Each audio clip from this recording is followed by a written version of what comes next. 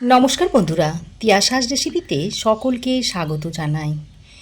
ডিমের অমলেট কারি তো আপনারা অনেকবারই খেয়েছেন। আজ আমি আপনাদের বানিয়ে দেখাবো ডাল অমলেট কারি। এটা ভাত রুটি সব কিছুর সঙ্গেই খেতে পারবেন।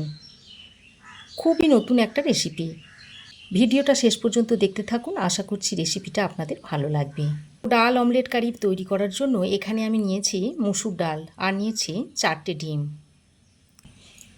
তো প্রথমেই আমি এই মুসুর ডালটাকে একটা বড় পাত্রের মধ্যে ঢেলে নিচ্ছি।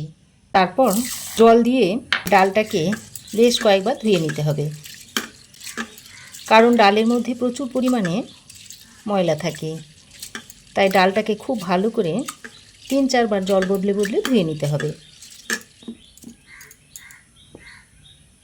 তো ডালটাকে আমি 3-4 বার জল বদলে বদলে পরিষ্কার করে ধুয়ে নিয়েছি। এবার আমি যে পাত্রে রান্না করব সেই পাত্রটা নিয়ে নিয়েছি। তারপর এই ধুয়ে রাখা ডালটা এই পাত্রের মধ্যে ঢেলে নিচ্ছি। এবার আমি এই ডালের মধ্যে দিয়ে দিচ্ছি পেঁয়াজ কুচি। 2টো মিডিয়াম সাইজের পেঁয়াজ আমি এরকম সরু সরু করে কুচিয়ে নিয়েছি, সেটা এর মধ্যে দিয়ে দিলাম। ওরই সঙ্গে দিয়ে দিচ্ছি 3টে চেরা কাঁচা লঙ্কা। দিয়ে দিচ্ছি একটা বড় সাইজের কুচনো টমেটো। 2 চামচ পরিমাণ দিয়ে দিচ্ছি সর্ষের তেল। এবার দিয়ে দিচ্ছি পরিমাণ মতো নুন, আর দিয়ে দিচ্ছি একটু হলুদ গুঁড়ো। এইবার এই সব কিছুকে একসঙ্গে ভালো করে মাখিয়ে নিতে হবে। যত ভালো করে মাখাবেন ডালের টেস্ট কিন্তু ততটাই বাড়বে। তো সব কিছু আমি ডালের সঙ্গে ভালো করে মাখিয়ে নিয়েছি।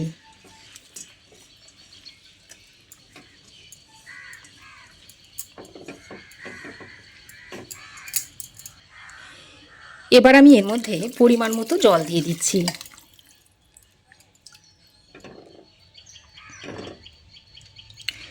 তো জলটা দিয়ে এবার গ্যাসের ফ্লেমটাকে মিডিয়ামে রেখে 10-12 মিনিট মতো এই ডালটাকে রান্না করে নেব।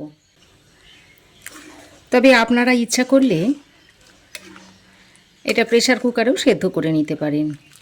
তবে মুসুর ডাল তো খুব তাড়াতাড়ি সেদ্ধ হয়ে যায়, তাই আমি কড়াইতেই সেদ্ধ করে নিচ্ছি।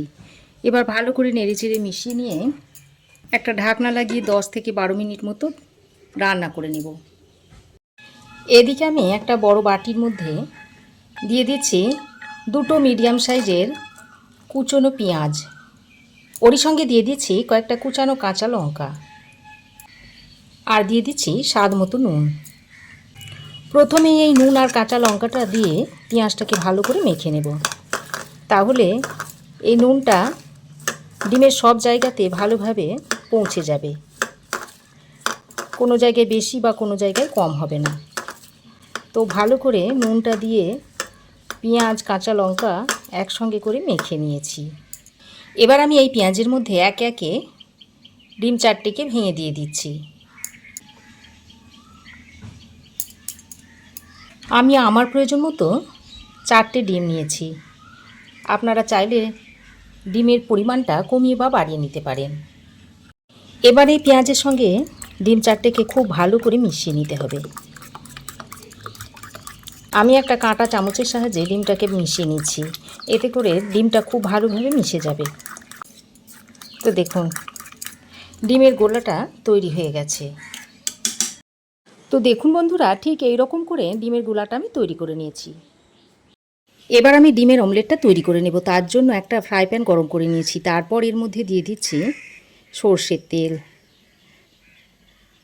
এই ডিমের অমলেটটাকে আমি সর্ষের তেল দিয়ে তৈরি করে নিচ্ছি। তবে আপনারা সর্ষের তেল কিংবা সাদা তেল দিয়েও করে নিতে পারেন। তো তেলটাকে এইভাবে একটু স্প্রেড করে নিয়েছি।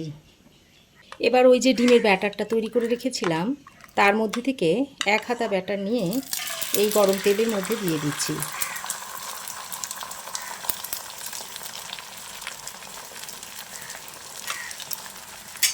সাধারণত আমরা ডিমের অমলেটগুলো যেভাবে তৈরি করি ঠিক সেইভাবে আমি অমলেটগুলোকে তৈরি করে নেব।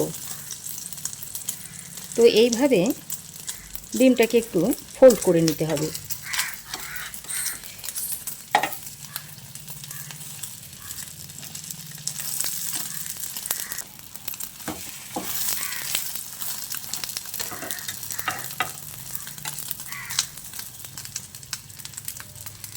ডিমের অমলেটটা দু পিঠ আমি খুব ভালোভাবে ভেজে নিয়েছি। এবার আমি অমলেটগুলোকে এইভাবে খুন্তি দিয়ে কেটে নিচ্ছি।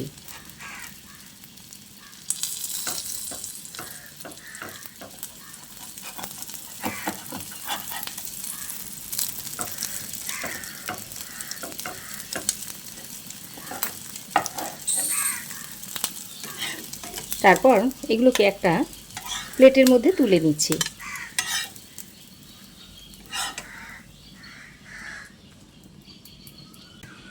একইভাবে ডিমের বাকি অমলেটগুলোকেও আমি তৈরি করে নেব।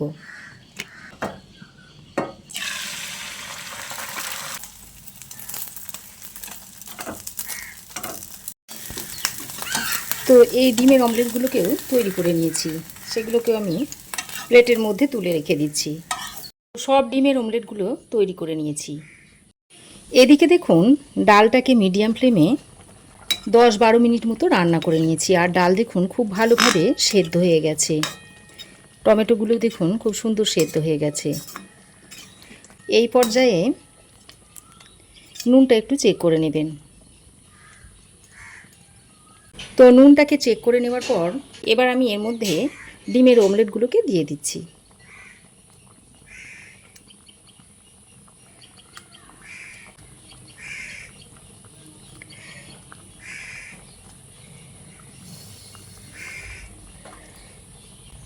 তো ডিমের অমলেটগুলো দিয়ে এবার আমি হালকা হাতে মিশিয়ে নিচ্ছি। তো ভালো করে নেড়েচেড়ে মিশিয়ে নিয়ে এবার আমি ঢাকা দিয়ে আরও 2 মিনিট মতো রান্না করে নিচ্ছি। এতে করে ডিমের মধ্যে মশলাগুলো খুব ভালোভাবে মিশে যাবে। তো দেখুন, ঢাকা দিয়ে আমি আরও 2 মিনিট রান্না করে নিয়েছি। এবার সব শেষে এর মধ্যে ভাজা জিরের গুঁড়ো দিয়ে দিচ্ছি অল্প করে। ভাজা জিরের গুঁড়োটা দিয়ে আবারও ভালো করে মিশিয়ে নিচ্ছি। চাইলে এখানে আপনারা একটু ধনেপাতার কুচোও ছড়িয়ে দিতে পারেন। আমার কাছে যেহেতু নেই তাই আমি দিতে পারলাম না। তো এবার এটা গরম গরম ভাত, রুটি, পরোটা সব কিছুর সঙ্গেই সার্ভ করতে পারবেন। তো গ্যাসের ফ্লেম বন্ধ করে আরও কিছুক্ষণ ঢাকা দিয়ে স্ট্যান্ডিং টাইমে রাখার পর রেসিপিটা আপনাদের সার্ভ করে দেখাচ্ছি। এবার আমি ডাল অমলেট কারিটা একটা সার্ভিং বলে সার্ভ করে দিচ্ছি। এই গরমে রান্নাঘরে বেশিক্ষণ থাকতে ভালো লাগে না, তো যদি এই রকম একটা দারুণ টেস্টি ডিমের রেসিপি তৈরি করে নেওয়া যায় তা খুবই ভালো হয়।